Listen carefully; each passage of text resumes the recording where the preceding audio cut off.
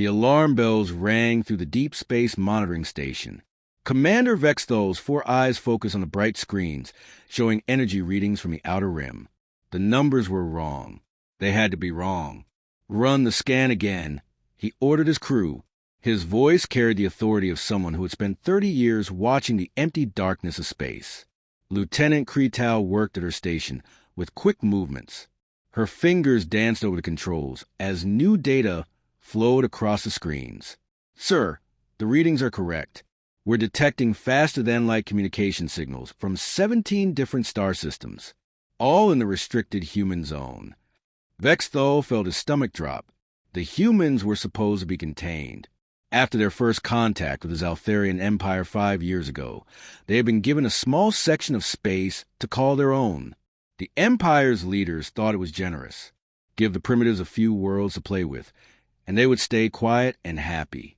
But these readings showed something different. The humans had spread far beyond their assigned territory.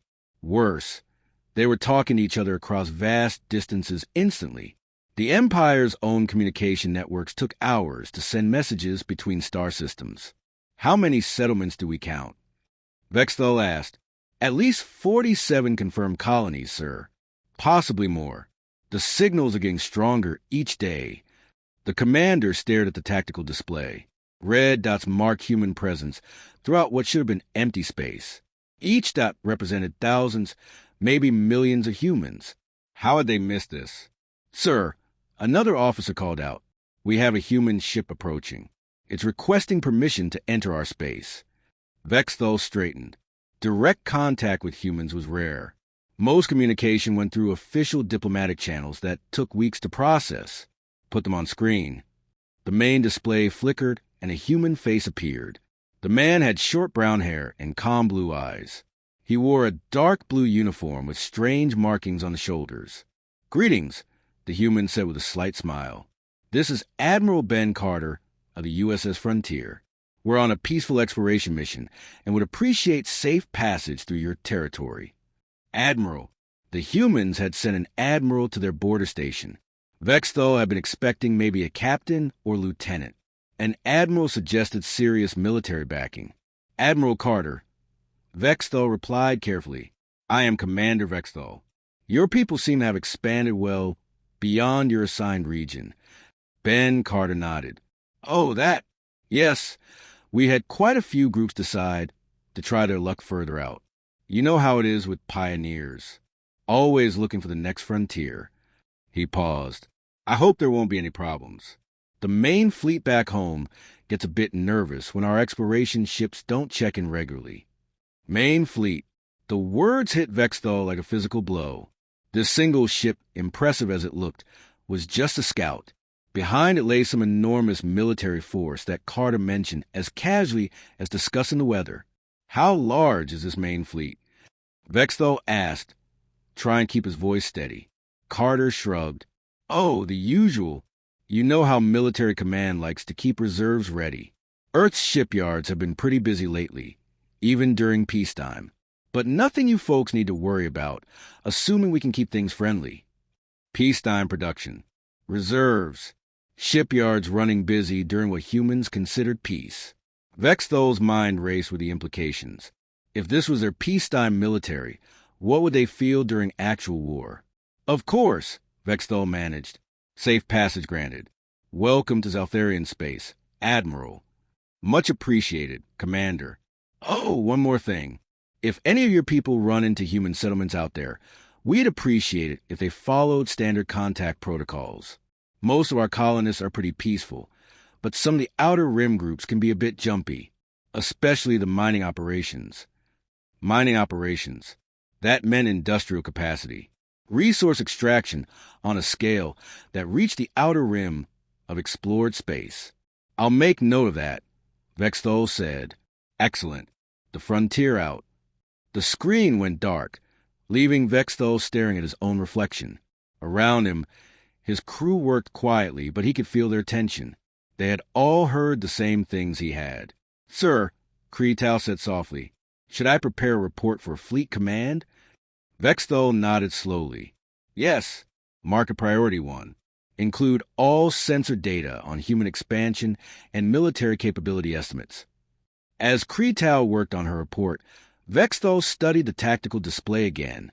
47 confirmed colonies, a main fleet, busy shipyards, mining operations spread across multiple star systems, standard contact protocols that suggested established military doctrine. The humans had been playing a very deep game. While the Empire thought they were dealing with a small group of primitive newcomers, humanity had been quietly building what looked like a massive interstellar civilization. Their casual mention of military assets suggested a force that might rival or exceed the Empire's own capabilities. But what worried Vexthal most was how relaxed Admiral Carter had seemed. No nervousness, no concern about being deep in alien territory with just one ship. Either the man was incredibly brave, or he knew something that made him confident. Given the evidence of human expansion and military buildup, Vexthal suspected it was the latter. "Report ready, sir," Kreetal announced. "Send it immediately. And add a personal note from me. Tell Fleet Command that we may need to reassess our entire strategy regarding humanity." This Admiral Carter spoke like someone who had serious backing. As the report flashed toward the heart of the Empire, Vexthal wondered what kind of response it would generate. The humans had seemed so simple during first contact, eager to please, grateful for the small territory they were given. Now it looked like that territory had been just a starting point. While the Empire's attention was focused on other threats, humanity had quietly become a major power in the galaxy. The question was, what do they plan to do with all that strength? Vexthal had a feeling the Empire was about to find out. Captain Lisa Grant checked her uniform one more time before stepping onto the transport pad. The Zaltharian capital world stretched below her ship like a massive metal flower.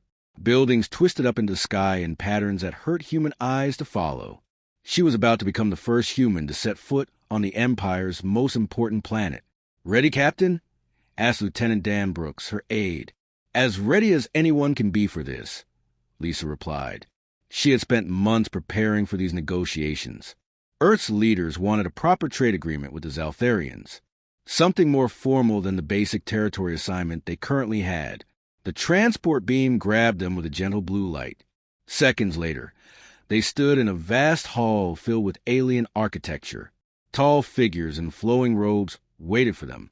The Zaltharians looked like stretched humans with longer limbs and larger eyes. Their skin had a slight purple tint that seemed to shift in the light. "Welcome, Captain Grant," said the lead figure. "I am Diplomatic Minister Veltar. We are honored by your presence." Lisa smiled and extended her hand. The minister looked at it for a moment, then carefully shook it with his three-fingered grip. "Thank you for having us, Minister. Earth is very interested in building stronger relationships with the Empire." They walked through corridors lined with crystal displays showing the Empire's history. Lisa tried not to stare, but everything was so different from human design. Where humans build for function, the Zaltharians seemed to build for beauty and ceremony. "Your journey here must have been long," Veltar said as they entered a conference room. "Not too bad," Lisa replied. "We used one of our standard diplomatic runners. Takes about 3 weeks from Earth at normal cruise speed. Of course, our regular cargo ships are a bit slower." Veltar paused. 3 weeks? From your home system to ours. "Oh, yes. The route is pretty well established now. We've got shipping lanes mapped all the way out to the Rim territories. Standard defensive protocols keep them mostly safe from pirates and such." Behind Veltar, other Zaltharian officials exchanged glances. Lisa noticed, but figured they were just impressed by human efficiency. "Standard defensive protocols?" asked another official, General Zarkov. "Nothing too complicated," Lisa said with a wave of her hand. "Convoy escorts, patrol schedules, emergency response teams. Basic stuff, really. Earth shipyards are running at peacetime production levels, so we got plenty of ships for routine security." The general leaned forward. "Peacetime production levels?" "Right. We're not at war with anyone, so we're only building what we need for normal operations. Commerce protection, exploration support, colony supply runs. The usual." Lisa pulled out a small datapad and showed them some shipping charts. See, we got regular routes to all 47 colonies now, plus the mining operations out in the asteroid fields. Those guys need supplies constantly. The Zaltharian stared at the datapad. 47 colonies. Regular shipping routes spanning dozens of star systems. Mining operations that require constant supply runs. How many ships does this require? Asked Veltar carefully. Lisa shrugged. Hard to say exactly. Jake Murphy, our chief engineer, estimated we've got maybe 2,000 active cargo vessels in the current rotation. That's not counting the ones in dock for maintenance or the reserve fleet. 2,000 ships in peacetime for routine operations. General Zarkov tried to keep his voice casual. And your military vessels? Military? Lisa looked confused for a moment. Oh, you mean the patrol ships? I think we got about 300 of those currently assigned to the trade routes. Most of our military assets are kept closer to Earth, unless there's a specific threat. Most of their military assets, the ones assigned to trade routes, were just a fraction of the total force. The general felt his throat go dry. Captain, Veltar said slowly, when you say peacetime production, what would wartime production look like? Lisa laughed. Honestly, I have no idea. That would be way above my pay grade. I just handle diplomatic missions and first contact situations. The big strategic stuff gets decided by people much smarter than me. She didn't realize that her casual dismissal of massive military production as something beyond her expertise made it sound even more threatening. If this was what a simple diplomat knew about human capabilities, what did their actual military leaders command? Tell me about your mining operations, said another official. Oh, those are really impressive, Lisa said with enthusiasm. Jake Murphy always says we've barely scratched the surface of what's available.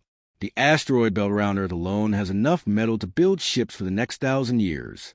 And that's just one system. Some of the outer colonies have found mineral deposits that make Earth look poorer. Barely scratch the surface. Resources for 1,000 years of shipbuilding. Multiple systems with even richer deposits. And your population? Asked the general. Growing pretty steadily, Lisa replied. Earth's getting a bit crowded, which is why so many people want to try the colonies. We've got volunteer lists for new settlements that stretch for years. Sometimes I think half of humanity wants to be pioneers. Unlimited population growth. Volunteers lined up for years to establish new colonies. A species expanding across the galaxy as fast as they could build ships. I hope this information is helpful for our trade discussions, Lisa said. Earth really wants to establish good relationships with the Empire. We believe in peaceful cooperation between species. The irony was lost on her. While talking about peaceful cooperation, she had just described what sounded like the largest military-industrial complex in known space. A civilization with thousands of ships, unlimited resources, and a population eager to spread across the galaxy. After the humans left, the Zaltharian officials sat in shocked silence. 2,000 cargo ships, whispered one. 47 colonies, said another. Resources for 1,000 years of shipbuilding, added a third. General Zarkov stood up slowly. Gentlemen, I believe we have seriously underestimated humanity. If what Captain Grant described represents their peacetime capability, we may be looking at a threat unlike anything the Empire has faced. But they seem peaceful, protested Veltar. So, did the Kethran Empire, replied the general, right up until they conquered half the galaxy. I'm calling an emergency session of the War Council. We need to discuss immediate defense preparations. As the officials filed out, none of them realized they had just witnessed the Empire's first major intelligence failure. Lisa Grant had told them nothing but the truth. The problem was, truth filtered through fear and misunderstanding had become something much more dangerous than any lie. The War Council chamber buzzed with nervous energy. Fleet Admiral Mordak stood before a massive holographic display, showing the known galaxy. Red marks indicated human presence, and there were far more than anyone had expected just weeks ago. The situation is worse than we initially thought, General Zarkov announced to the assembled military leaders. Our intelligence reports paint a picture of human expansion that exceeds our most pessimistic estimates. Commander Vexthal stepped forward from his position near the back. He had been recalled from his border station to brief the Council personally. Sirs, the humans are operating with military coordination across dozens of star systems. Their communication networks allow instant contact between colonies separated by hundreds of light years. How is that possible? Asked Fleet Admiral Mordak. Our best technology requires relay stations and takes hours for long-distance communication. Unknown, sir, but Admiral Carter mentioned it casually, as if it was standard equipment. He also referred to something called standard offensive protocols that suggest military doctrine on a scale we've never encountered. A new voice joined the discussion. Dr. Amy Watson had been brought in via hologram from a human research station. The Empire had invited her to participate in what she thought was a scientific exchange program. She had no idea she was being questioned for intelligence purposes. Dr. Watson, said the interviewing officer, can you tell us about human expansion plans? Amy smiled cheerfully from the hologram. Oh, we're always looking ahead. Humanity has contingency plans for just about everything. Colony establishment, resource management, contact with new species. We try to think through different scenarios before they happen. The council members looked at each other with growing alarm. Contingency plans for everything. That sounded like military intelligence operations on a massive scale. What kind of scenarios? The officer asked. Well, what if we find a planet with hostile wildlife? What if we discover valuable minerals in a disputed area? What if another species claims territory we've already settled? We've got procedures for all of that. Procedures for disputed territory. The Zaltharians interpreted this as evidence of human expansion strategies that included taking land from other species. And these procedures are standardized across all human settlements? Oh, yes, Amy replied enthusiastically. That's the beauty of human organization. Whether you're on Earth or in the Outer Rim colonies, everyone knows the basic protocols. It makes coordination so much easier. Unified command structure across dozens of star systems. Standardized military protocols. The evidence kept mounting. Dr. Watson, asked General Zarkov, in your research, do you encounter human military personnel often? Amy laughed. Not really. Most of our security is handled by civilian contractors. The actual military stays pretty busy with other projects. Though I did meet Captain Ryan Stone last month. Nice guy. He was passing through our system in his patrol ship. Just one patrol ship for an entire star system? That's pretty typical for the outer colonies. The main defense forces stay closer to the core worlds unless there's a specific threat. But Captain Stone mentioned that backup is always available if needed. He seemed pretty confident about that.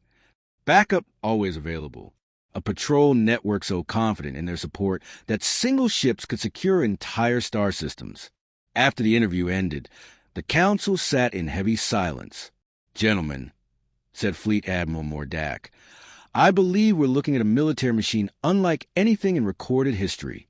Instant communications, standardized protocols across dozens of worlds, confident patrol captains who know backup is always available. And remember Captain Grant's casualness about their industrial capacity, added General Zarkov. 2,000 cargo ships in normal rotation. Resources for 1,000 years of shipbuilding. Volunteer colonists lined up for years. Intelligence Officer Kretal had been quietly analyzing data during the meeting. She raised her hand nervously.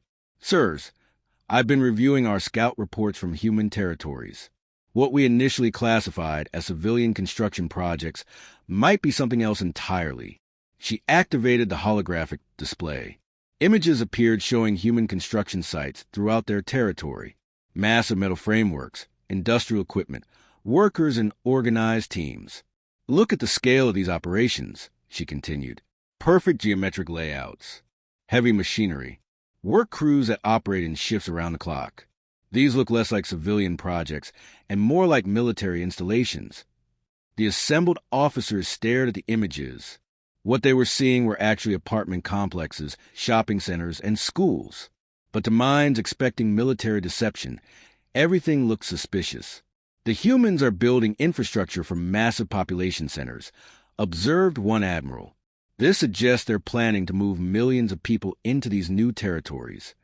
Or they're building bases for military operations, countered another. Fleet Admiral Mordak made his decision. I want all border fleets moved to high alert status. Begin recalling ships from the outer territories. If the humans are planning something, we need to be ready. What about our other frontiers? Asked a concerned general.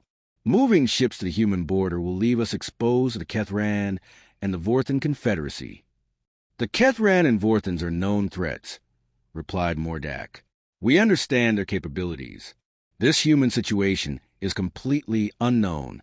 Unknown threats are always more dangerous than familiar ones. Orders began flowing out from the War Council chamber. Ships that had been patrolling distant territories received new assignments. Defense stations along the human border were reinforced with additional personnel and weapons. The Empire's entire military posture shifted toward what they believed was an imminent human expansion. None of them realized that their own actions were creating the very situation they feared.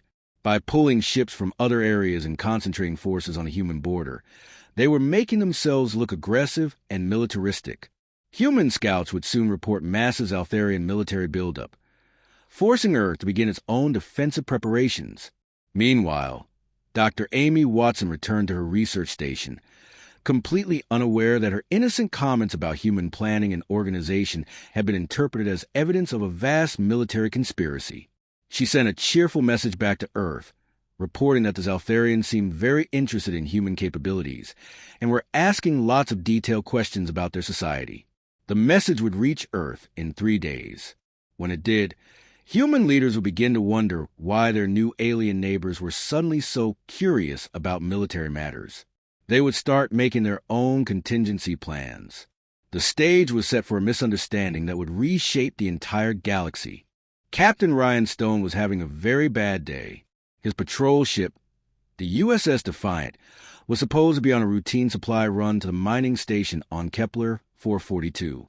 Instead, he found himself staring at 50 Altharian warships arranged in perfect battle formation. "Sir," called out Lieutenant Pete Williams from the communication station, "they're demanding we leave immediately or face destruction." Ryan rubbed his forehead and looked at the tactical display. 50 ships, his one patrol vessel. The math was not encouraging. "Any word from Fleet Command?" he asked hopefully. "Still try to reach them, sir. We're pretty far out here. It'll be at least 6 hours before any message gets through." 6 hours. Ryan doubted they had 6 minutes, let alone 6 hours. "Captain," said Ensign Carol Davis from the sensor station, "the Leeds Altharian ship is powering weapons. They're not bluffing." Ryan had been a patrol captain for 8 years. He had handled pirates, equipment failures, and diplomatic incidents with colonists, but he had never faced 50 enemy warships with orders to destroy him. The strange thing was, the Altharians seemed more nervous than he was. Their formation was textbook perfect, but their ships were making small adjustments constantly, like they were expecting something to happen. "Sir," Pete called out again, "they're hailing us." "Put them through." The main screen flickered, showing a Altharian in military dress. The alien's 4 eyes were wide with what looked like fear and anticipation. "Human vessel," the Altharian commander said. "You will withdraw immediately. This area is now under Imperial protection." "Imperial protection from what?" Ryan asked. "There's nothing here but a mining station and some cargo haulers. Do not play games with us. We know about your expansion plans. We know about your military buildup. You will not pass." "Military buildup?" Ryan looked around his bridge. The Defiant was a patrol ship. It had basic defensive weapons and a crew of 12. If this counted as a military buildup, humanity was in serious trouble. "Commander," Ryan said carefully, "I think there's been a misunderstanding. I'm just running supplies to the mining station. No expansion plans. No military operations." The Altharian commander's expression grew even more tense. "You expect us to believe that a single ship would approach 50 Imperial vessels without significant backing? Where are the rest of your forces?" "Rest of his forces?" Ryan almost laughed. The nearest human military ship was probably weeks away. Then he realized something. The Zaltharians were scared. 50 ships against one, and they were actually afraid. A crazy idea formed in his mind. It was stupid. It was dangerous. But it might be the only thing that saved his crew. "Commander," Ryan said in his most confident voice, "I'm going to give you one chance to withdraw. Stand down now or face the consequences." The words hung in space between them. Ryan could hear his own heartbeat. His crew stared at him like he had lost his mind. The Zaltharian commander's eyes grew even wider. "You dare threaten Imperial forces?" "I'm not threatening anyone," Ryan replied. "I'm giving you a choice. Leave peacefully, or explain to your superiors how you started a war by attacking a supply ship." It was complete nonsense. One patrol ship against 50 warships wasn't a war, it was target practice. But the Zaltharians had been fed weeks of intelligence reports about massive human military capabilities, hidden fleets, instant communication networks, industrial capacity that dwarfed the Empire. From their perspective, Captain Stone's calm confidence could only mean one thing. He knew something they didn't. "Sir," whispered Pete, "what are you doing?" "Playing poker with very bad cards," Ryan whispered back.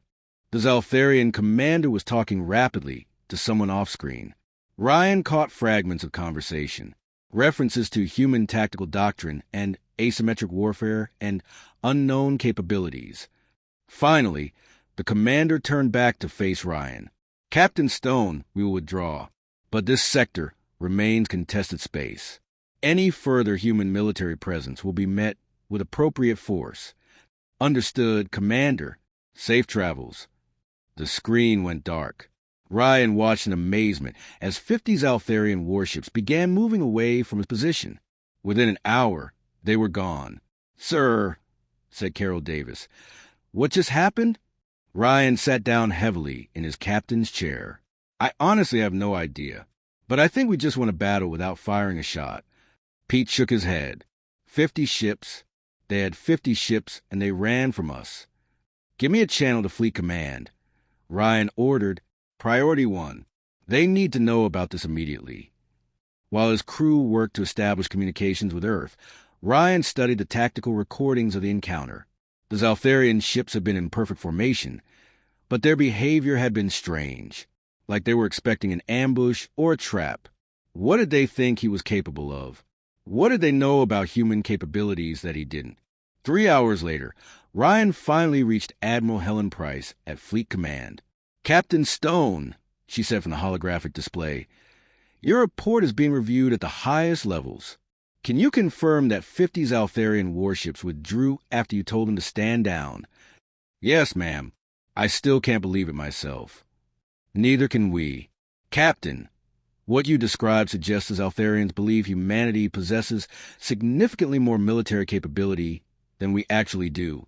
Your confidence in the face of overwhelming odds convinced them you had backup coming." "But I didn't have backup coming." "No, but they thought you did. That's what matters. Captain, you may have just demonstrated the most effective human tactical doctrine we've ever developed. Winning through reputation rather than firepower." Ryan frowned. "Ma'am, I was just trying to keep my crew alive."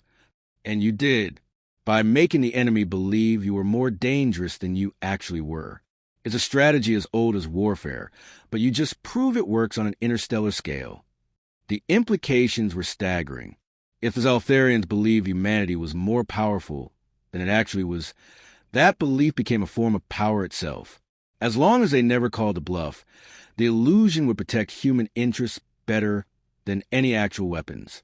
"Captain," Admiral Price continued, "I'm recommending you for commendation. You've given us a new understanding of how to deal with superior enemy forces. Sometimes the best weapon is the one you never have to use." After the communication ended, Ryan sat alone on his bridge, thinking about what had happened. He had faced impossible odds and won through pure bluff. But the victory felt hollow somehow. It was built on deception, even if the deception was accidental. Still, his crew was alive. The mining station was safe. And humanity had learned something important about the power of reputation in interstellar politics. He just hoped they never had to test that reputation against someone who wasn't afraid to call their bluff. Commander Kate Phillips received a distress signal at 0347 hours. The automated message was simple and terrifying. Massive seismic activity on Zaltharian colony world Vextara.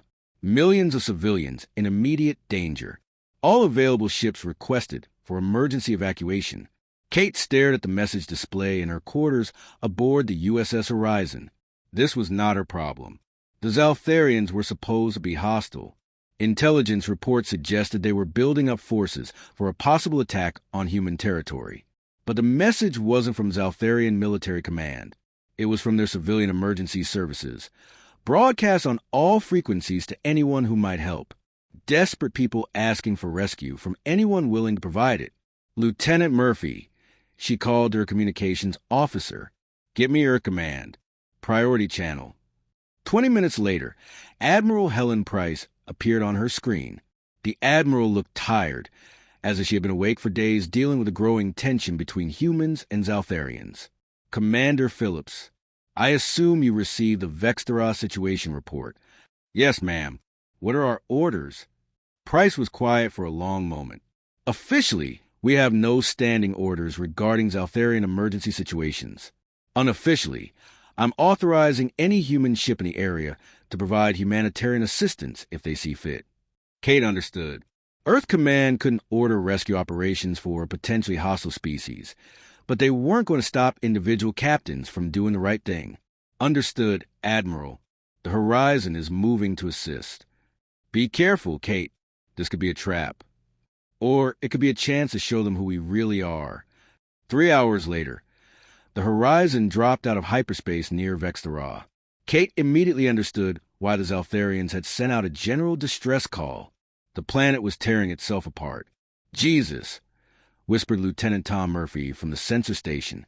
Look at those seismic readings. The entire northern continent is shifting. On the main screen, Kate could see massive cracks opening in the planet's surface. Lava flows created bright orange lines across what had once been fertile farmland. Cities were collapsing as earthquakes rocked the world with increasing violence. How many Zaltharian ships are in the area? Kate asked. 12, ma'am. But they're all civilian transports. No military vessels. That was strange. Where was the Imperial fleet? Why weren't they here helping their own people? Hail the senior Zaltharian commander, Kate ordered. The screen flickered, showing a Zaltharian in a civilian uniform. His 4 eyes were wide with stress and exhaustion. This is Transport Captain Velkoff, he said. Human vessel, we appreciate any assistance you can provide. Captain, this is Commander Phillips. We're here to help. What's your current evacuation status? We've managed to remove about 200,000 people from the danger zones, but there are still over 3 million civilians in the northern cities. Our ships can't handle loads this large. The seismic activity is getting worse every hour. 3 million people. Kate looked at her crew. The Horizon was a medium-sized vessel with capacity for maybe 5,000 passengers in emergency conditions. Captain, where are your military ships? Surely the Imperial fleet has larger vessels. Velkatha's expression became bitter. The Imperial fleet is positioned along your border. Commander, they believe defending against human aggression is more important than saving Zaltharian civilians. The irony hit Kate like a physical blow. The Empire's fleet was massed against a human threat that didn't exist, while their own people died from natural disasters. Lieutenant Murphy, she said, get me every human ship within a day's travel. Emergency protocols. And contact the mining stations. We're going to need every vessel we can find. Ma'am, most of our ships are just cargo haulers and mining transports. Then we'll use cargo haulers and mining transports. People are people regardless of species. Over the next 18 hours, Kate watched something remarkable happen. Human ships began arriving from across the sector. Not warships or military vessels, but exactly what Lieutenant Murphy had described. Cargo haulers, mining transports, passenger liners, even a few private yachts. Captain Bob Wilson arrived first in his cargo ship, the Lucky Strike. Commander Phillips, We can pack about 8,000 refugees in our main hold if we strip out the cargo containers. Engineer Sarah Davis brought 3 mining ships. We're not pretty, but we're built tough. These ships can handle rough conditions and still get people to safety. Dr. Alex Turner came with a hospital ship originally designed for colony medical support. We can take the seriously injured and provide medical care during transport. As the rescue fleet assembled, Kate began to understand something the Zeltharians had missed. Human strength wasn't in massive military formations or standardized battle doctrines. It was in their ability to adapt, improvise, and work together when faced with problems that had no standard solutions. Commander, called Lieutenant Murphy, the mining ship captains want to try something. They think they can use their drilling equipment to create safe landing zones near the trap cities. That's completely outside normal operating procedures, Kate replied. Yes, ma'am, but Captain Davis says mining equipment is designed to handle unstable ground. It might work. Kate authorized the attempt. 3 hours later, she watched mining ships hovering over earthquake-ravaged cities, using industrial drilling equipment to stabilize landing areas. It was insane. It violated every safety regulation she could think of, but it worked. By the end of the second day, the improvised human fleet had evacuated over 2 million Zeltharian civilians. They used cargo holds as passenger compartments, mining ships as shuttles, and medical vessels as floating hospitals. Every human captain seemed to find new ways to squeeze more refugees into their ships. Commander Phillips, Captain Velkoff called from his transport ship. I must ask, how did you coordinate all these vessels so quickly? Your fleet appeared and began working together as if you had planned this operation for months. Kate thought about that. How had they done it? I guess we just figured it out as we went along. Every captain looked at the situation and found ways to help. We didn't need a master plan. We just needed a common goal. But your different ship types, your various captains, they all work together without confusion. That's what humans do, Captain. When there's a problem, we find a solution. When the solution doesn't work, we try something else. We're pretty good at making things up as we go along. Velkoff stared at her. You improvise the entire operation? Pretty much. Though I wouldn't recommend this kind of improvisation for normal situations. We got lucky that everything worked out. After the evacuation was complete, Kate received a personal message from Admiral Price. Commander, your rescue operation has had unexpected consequences. Zeltharian High Command is requesting an immediate meeting with Earth representatives. Apparently, your improvised fleet achieved something their military strategists thought was impossible. Kate was confused. What do you mean, ma'am? You demonstrated tactical flexibility on a scale they've never seen. Ships working together without unified command structure. Vessels being used in ways they were never designed for. Success through adaptation rather than planning. The Empire's military leaders are calling it advanced asymmetric warfare doctrine. But it wasn't warfare at all. It was just rescue work. Exactly. And that's what has them terrified. If humans can coordinate this kind of complex operation as an improvised humanitarian mission, what could they do in actual military situations? Kate realized the truth. The rescue fleet had accidentally reinforced the Empire's fears about human capabilities. By saving Zeltharian lives, they had convinced the aliens that humanity possessed even more advanced tactical abilities than previously suspected. The misunderstanding was getting worse, not better, and Kate wasn't sure that was entirely a bad thing. Ambassador Nicole Turner stepped off the transport ship and onto the marble floor of the Imperial Palace.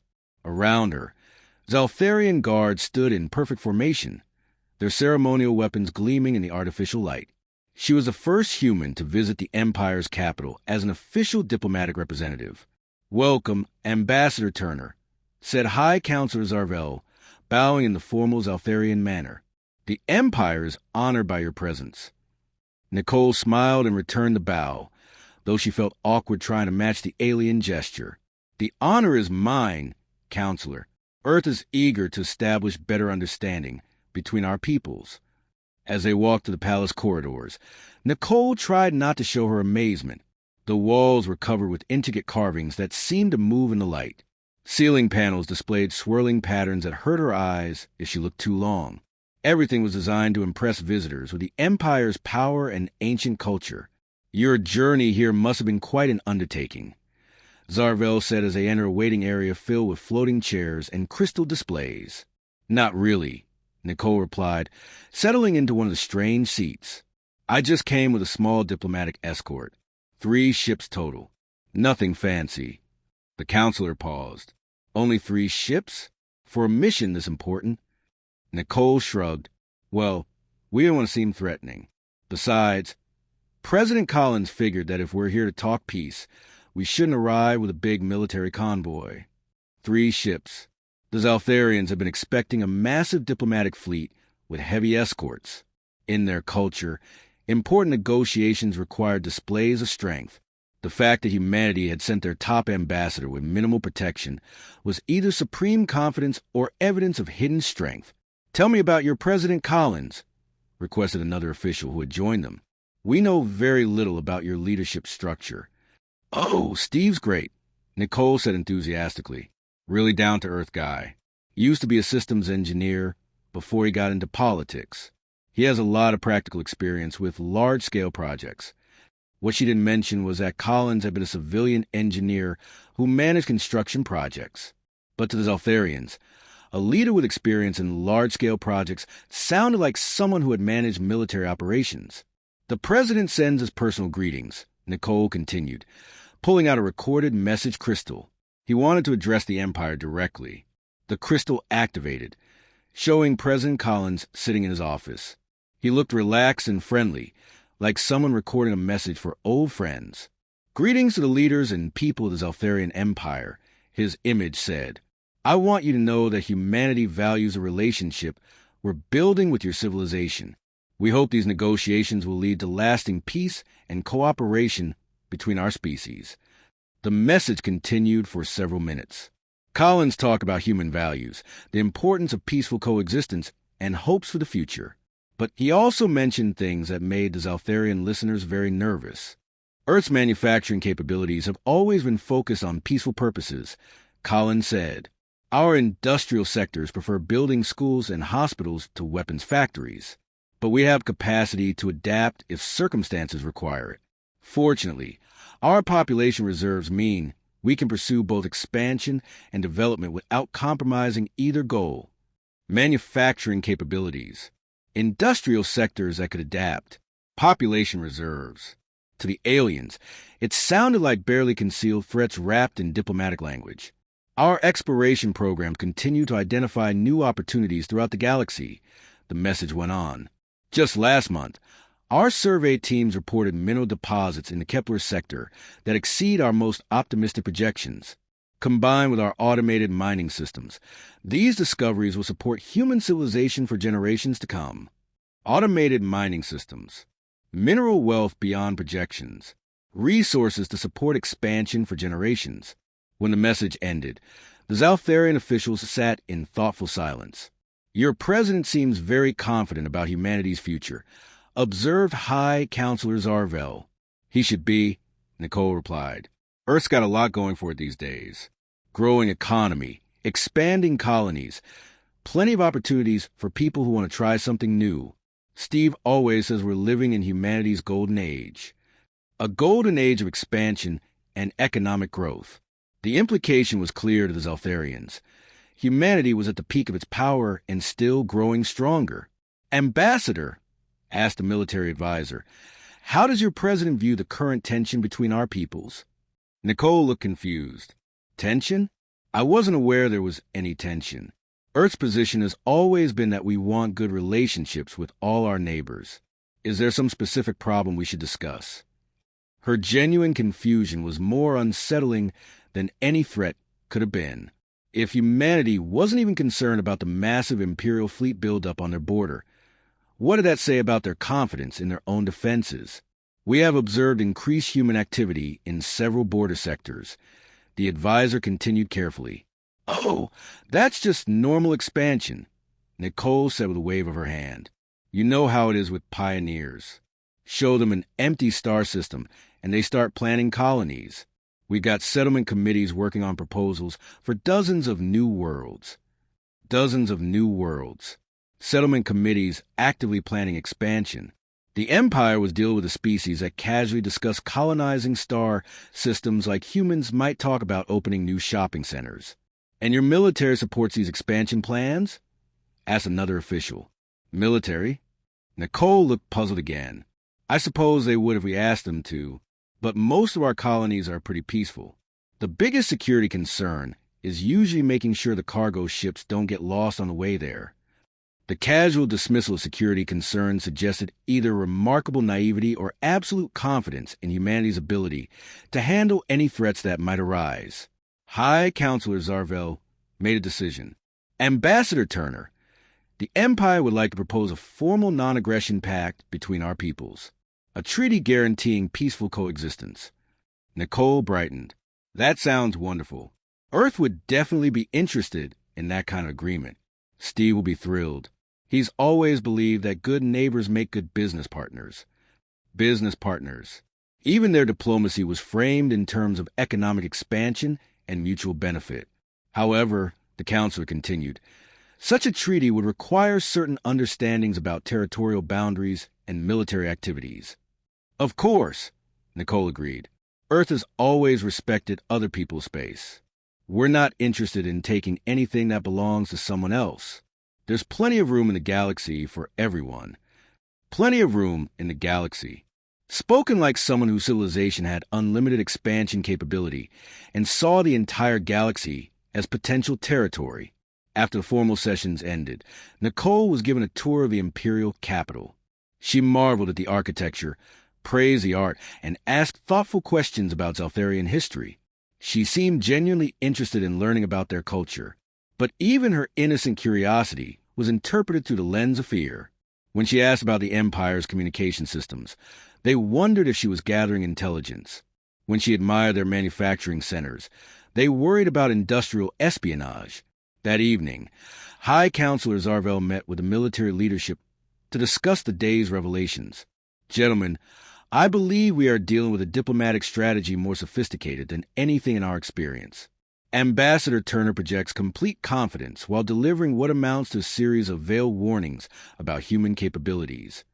She seemed genuinely friendly, observed one general. Exactly, which makes her even more dangerous. She discusses massive industrial capacity, unlimited expansion plans, and casual military confidence, while appearing to be nothing more than a pleasant diplomat. It's psychological warfare of the highest order. None of them realized that Nicole Turner was exactly what she appeared to be, a friendly diplomat trying to build good relationships with a new species. Her casual confidence came from genuine ignorance of the Empire's fears, not from calculated intimidation. But in the context of everything else the Zeltharians believed about humanity, even honest diplomacy looked like a carefully planned campaign of subtle threats. Intelligence analyst Kretal stared at her computer screen for the third straight hour.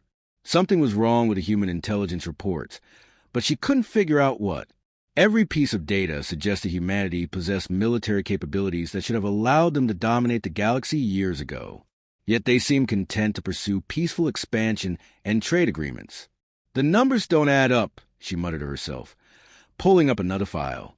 Her supervisor, Colonel Vexmore, looked up from his own work. Having problems with the human analysis? Yes, sir. Look at this. Kretal activated a holographic display showing human territory. According to our reports, they have thousands of ships, unlimited industrial capacity, and colonies throughout dozens of star systems. But their actual behavior suggests a much smaller operation. Explain. Kretal highlighted several areas on the display. These locations were identified as major human military installations. But when I analyzed the energy signatures and communication patterns, they look more like civilian construction projects. Housing complexes, shopping centers, schools. Colonel Vexmore frowned. Perhaps they're hiding military assets within civilian infrastructure. That's what I thought initially. But, sir, some of these bases are requesting building permits from local governments. Military installations don't usually file paperwork for zoning approval. It was a good point. Kreetal had been an intelligence analyst for 15 years, and she had never seen a species build secret military facilities while simultaneously asking permission from civilian authorities. "What else troubles you?" the colonel asked. "The ship classification, sir. We've been assuming that human cargo vessels are disguised military transports. But I've been monitoring their communications, and they really do seem to be carrying civilian supplies. Food, clothing, entertainment systems. One ship spent 3 days arguing with a colony administrator about a delayed shipment of chocolate. Chocolate. It's a human food product, sir, apparently considered very important for morale. The point is, where military vessel disguised as a cargo ship waste time on actual cargo delivery." Colonel Vexmore was beginning to see her point. "Continue your analysis, but be careful about drawing conclusions too quickly. The humans have proven to be very sophisticated in their deception methods." Kreetal spent the next day diving deeper into human communications intercepts. What she found was a species that seemed remarkably normal. Colony administrators complained about budget shortfalls. Ship captains argued about delivery schedules. Scientists shared research data about alien plant life. Then she intercepted a conversation that changed everything. Captain Greg Thompson of the cargo vessel USS Horizon was talking to a colleague about his recent supply run to the outer colonies. "I'm telling you, Mike, these frontier settlements are getting harder to supply. 3 weeks travel time just to deliver basic necessities. And half my cargo space is taken up by mining equipment and prefab housing modules." "At least you're not running the passenger routes," his colleague replied. "I've got families packed into every spare compartment. Kids crying, adults complaining about the food, everyone asking when they'll reach their new homes. Sometimes I think the old days were easier when we just hauled raw materials." "True, but the pay is good, and the colonies really need the supplies. Captain Rodriguez told me some settlements are still waiting for their first school modules. Can you believe that? Kids learning in temporary shelters because we can't get proper buildings out there fast enough."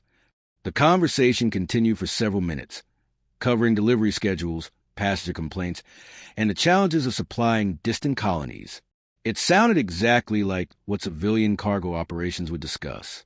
But then Captain Thompson said something that made Kreetal's blood run cold. "The thing is, most of our ships aren't even armed. Pure cargo haulers. If we ran into any real trouble, we'd be sitting ducks. But I guess that's why we have the patrol ships doing security sweeps." "How many patrol ships are assigned to your sector?" asked the other captain. "Just Captain Stone and his crew. One ship covering about 6 star systems. But he seems confident that backup is available if needed. Must be nice having that kind of support structure. One ship, 6 star systems." Kreetal felt dizzy as the implications hit her. She quickly pulled up more intercepted communications.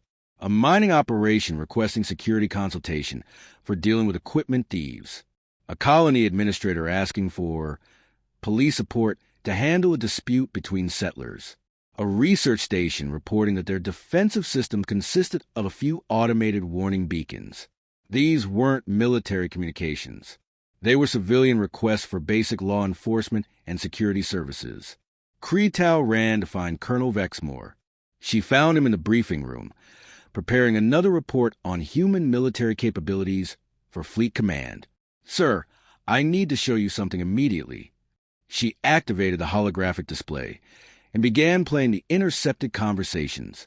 As the evidence mounted, Colonel Vexmore's expression grew more and more troubled. "Sir," Kreetal said carefully, "I think we may have misinterpreted the human situation. What if they really are just peaceful colonists and cargo ships? What if there is no massive military buildup?" The colonel was quiet for a long moment. "Kreetal, that's a very dangerous conclusion. If you're wrong, and the humans are conducting sophisticated counterintelligence operations, your analysis could lead to a catastrophic military failure. But if I'm right, sir, we're preparing to fight a war against an enemy that doesn't exist." Before Colonel Vexmore could respond, an aide rushed into the room. "Sir, priority message from Border Command. A human cargo ship has just entered Sector 7. Captain Thompson is requesting permission to deliver supplies to the mining station." Kreetal, and the colonel looked at each other. This was the same Captain Thompson whose conversation they had just intercepted. "Pull him on screen," ordered the colonel. The display showed a middle-aged human in a simple uniform. He looked tired and slightly annoyed, like someone who had been traveling for weeks. "This is Captain Greg Thompson of the cargo vessel USS Horizon. I've got a delivery scheduled for the Kepler mining station, requesting safe passage through Imperial space." "Captain Thompson," said Colonel Vexmore, "what type of cargo are you carrying?" "The usual. Food supplies, replacement equipment, some entertainment systems for the miners." "Oh, and 3 families transferring to the station for a permanent assignment. Pretty routine stuff." It sounded routine, but Colonel Vexmore had to ask the question that had been bothering every Imperial commander for months. "Captain, your ship appears to be unarmed. Aren't you concerned about traveling alone through potentially hostile territory?" Thompson laughed. "Hostile? You guys have been nothing but professional every time I've come through here. Besides, what would I need weapons for? I'm just hauling cargo. If there was any real danger, Fleet Command would have assigned escorts or changed the shipping routes. And these escort ships, where are they positioned? Beats me, above my pay grade. I just go where they tell me and deliver what needs delivering. Though I guess if something serious happened, Captain Stone would probably get called in. He's a guy who handles security issues in this sector." One captain. Security issues. Not military threats or invasion preparations, but basic security issues. After Thompson was granted passage and continued on his way, Colonel Vexmore sat in stunned silence. "Sir," Kreetal asked quietly, "Analyst Kreetal, I want you to prepare a comprehensive review of all human intelligence. Cross-reference every military capability assessment with actual observed behavior. If your suspicions are correct—" "Yes, sir." "Then the Empire may have made the largest intelligence error in recorded history."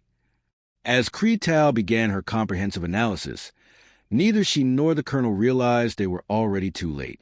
The massive Imperial fleet buildup had been detected by human scouts. Earth's leaders, seeing Zaltharian military forces massing on their border, had begun their own defensive preparations. The truth about humanity's limited military capabilities was finally emerging, but the Empire's response to their imagined threat had created a real crisis that would soon spiral beyond anyone's control. Admiral Helen Price stood on the bridge of the USS Constitution, staring at the tactical display with growing unease. Before her stretched the largest human military fleet ever assembled, 47 ships pulled from patrol duties, exploration missions, and training exercises across human space. It was impressive by human standards. It was also laughably inadequate compared to the Zaltharian forces currently positioned along their shared border. "Ma'am," reported Captain Sue Martinez from the communication station, "Zaltharian fleet strength is now estimated at over 300 vessels. They've been reinforcing their positions for the past month." 300 ships, Admiral Price repeated quietly. "And we managed to scrape together 47. Should we request additional ships from the other sectors?" asked Commander Bill Foster. Price shook her head. "There are no additional ships. This is it. This is everything Earth can field without leaving our colonies completely undefended." The irony was overwhelming. The Empire had assembled the largest military force in their history to face a threat that had never existed, but their preparations had forced humanity to create an actual defense fleet, turning their imaginary enemy into a real one. "Admiral," called out Lieutenant Karen Walsh from the sensor station, "we're receiving a transmission from the Zaltharian command ship. They want to establish a direct communication link." "Put them through." The main screen flickered, showing Fleet Admiral Mordak in his command center. Behind him, holographic displays showed the massive Imperial fleet stretched across multiple star systems.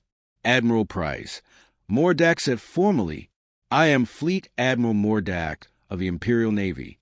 We need to discuss the current situation." "Admiral Mordak, I'm listening." "Your fleet positioning suggests preparation for offensive operations against Imperial territory. We cannot allow this to continue." Price almost laughed. "Offensive operations with 47 ships against 300? Admiral, Our fleet is positioned defensively.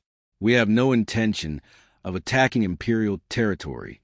Yet your forces continue to grow. Our intelligence indicates additional human vessels are en route to your position. Additional vessels? Price wondered what intelligence reports the Zaltharians were reading. The 47 ships currently under her command represented virtually the entire active human military. The only additional ships heading their way were supply vessels and a few civilian transports that had been pressed into service as support craft. Admiral Mordak, she said carefully, I think there may be some misunderstanding about human military capabilities. Perhaps we could arrange a meeting to discuss our respective positions. What is there to discuss? Your expansion throughout the galaxy is well documented. Your industrial capacity exceeds our own. Your tactical innovations have proven superior to conventional military doctrine. Price frowned. I'm not sure what tactical innovations you're referring to. The Vextara rescue operation, the Kepler border incident, the coordinated fleet operations using non-military vessels. These demonstrate military thinking beyond anything in our experience. The rescue operation had been improvised humanitarian aid. The border incident had been one captain bluffing his way out of certain death. As for coordinated fleet operations, Price wasn't sure what the Admiral was talking about. Admiral, I think we should meet face to face. Clear up any misunderstandings before they lead to unnecessary conflict. Unnecessary conflict? Mordak's voice carried a note of surprise. Admiral Price, your species has demonstrated capabilities that threaten the stability of the entire galaxy. How can conflict be unnecessary? Meanwhile, on the surface of New Terra, colonist Mark Roberts was having his own problems. The soil samples from his new farming plot showed unusual mineral content that might affect crop growth. It was a common issue on frontier worlds, but one that required careful attention. Sarah, he called to his wife, I'm going to need to expand the irrigation system. This soil is going to need more water than we planned. Sarah Roberts looked up from the solar panel array she was installing. How much more water? We're already using most of our allocation. Maybe 30% increase. I'll have to file a request with the colony administrator. What Mark didn't know was that his farming operation was being monitored by Zaltharian intelligence officers. His irrigation expansion was being interpreted as preparation for increased agricultural production to support military operations. His wife's work on the solar panels was seen as evidence of infrastructure development for a strategic military installation. Intelligence analyst Kreetow, now assigned to monitor human civilian activities, watched the surveillance reports with growing frustration. Everything she observed supported her theory that humanity was far less militaristic than the Empire believed. But every time she tried to present her findings, they were dismissed as evidence of sophisticated human deception. Look at this, she told Colonel Vexmore, showing him footage of Mark Roberts planting vegetables. This human settlement is growing food crops. Families are building homes. Children are playing in schoolyards. Does this look like a military installation? It looks like very good camouflage, the colonel replied. The humans have proven to be masters of misdirection. Sir, with respect, what if it's not misdirection? What if they really are just farming? Kreetow, I've read your analysis, but we cannot base military strategy on speculation. The evidence of human military capabilities is overwhelming. What evidence? Cargo ships that actually carry cargo? Patrol vessels that spend their time helping civilians? Rescue operations that save lives instead of conquering territory? But Colonel Vexmore was no longer listening. He had received new orders from Fleet Command. The human military buildup had reached unacceptable levels. The Empire was preparing to take preemptive action. Back on the USS Constitution, Admiral Price was reaching the same conclusion from the opposite direction. Ma'am, reported Captain Martinez, Zaltharian fleet movements suggested preparing for offensive operations. Intelligence estimates they could launch an attack within days. Price looked at her small fleet again. 47 ships to defend dozens of human colonies spread across multiple star systems. If the Zaltharians attacked, the outcome would be decided very quickly. Send a message to Her Command, she ordered. Tell them we need immediate reinforcement. Every available ship. Ma'am, every available ship is already here. Then tell them to start building more. Fast.